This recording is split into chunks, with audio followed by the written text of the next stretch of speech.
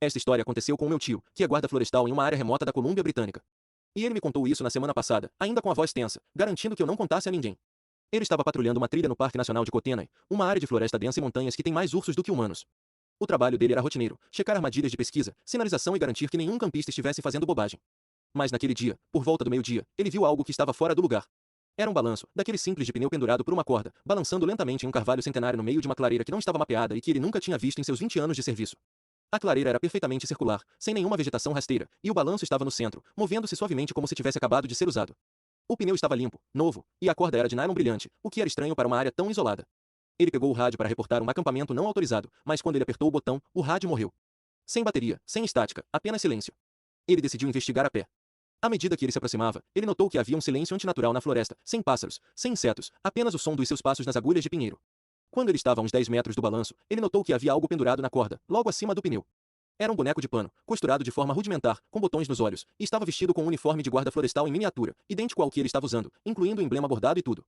O boneco não estava apenas pendurado, ele estava virado de cabeça para baixo, e a cabeça estava costurada para olhar diretamente para ele. Meu tio, que enfrentou ursos e tempestades, disse que sentiu um medo primitivo subir pela espinha. Ele deu um passo para trás e olhou ao redor, esperando ver um garoto travesso ou um campista bizarro, mas não havia ninguém. Apenas árvores e o maldito boneco balançando.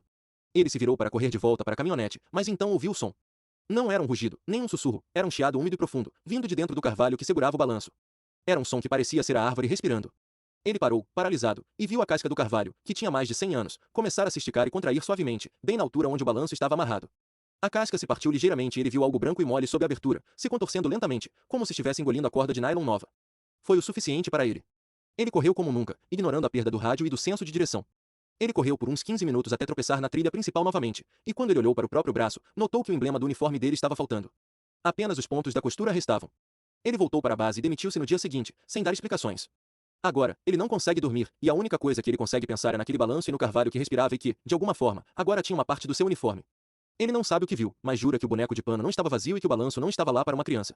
Ele acha que a clareira é um lugar de caça, e o balanço era apenas a isca. E o boneco de pano era uma advertência. O que vocês acham que estava dentro daquela árvore? E por que diabos estava colecionando emblemas de guarda florestal?